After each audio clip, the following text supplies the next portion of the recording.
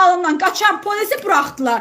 Az qala polisin özünü qurban kimi, az qala yox elə qurban kimi təqdim elədilər.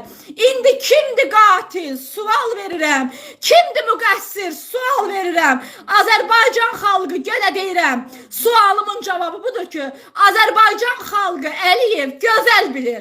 İlham Əliyev, sən prezident deyilsən. Prezident bu qədər oğurluq etmir. Prezident bu qədər saxtakarlıq etmir. Prezident bu qədər xalqın haqqına girmir.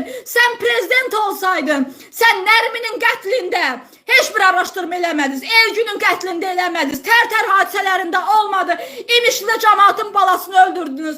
Bu cür milyonlarla hadisəni çəkmək olar. Amma ən çox cəmiyyəti sirkələyən və insanların gördüyü hadisəni misal çəkirəm. Nəyə görə araşdırma eləmirsiniz? Nəyə görə düzgün istintaq aparılmır? Nəyə görə? Hanı? İbtidai istintaqı da görəcəksiniz. Ey cəmaat! İbtidai istintaqı əgər Azərbaycan xalqını saysalar, ibtidai istintaqın nəticəsini paylaşanda görəcəksiniz. Biabırçılıqdır, rüsvayçılıqdır.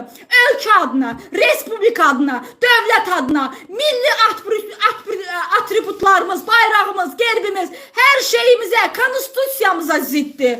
Bunlar qatildir, bunlar əclafdırlar, biləsiniz.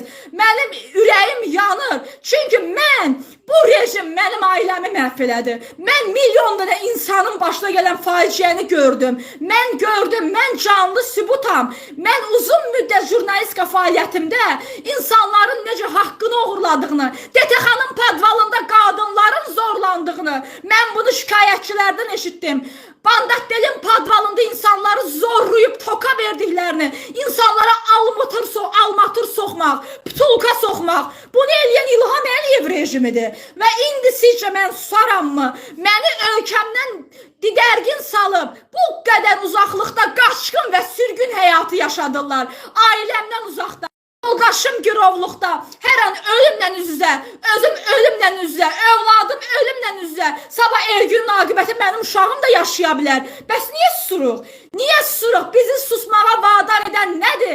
Canımız qədər sevdiyimiz övladdırsa, övladımızın həyatı təhlükədədir. Çünki İlham Əliyevin bütün qurduğu sistem qatildir.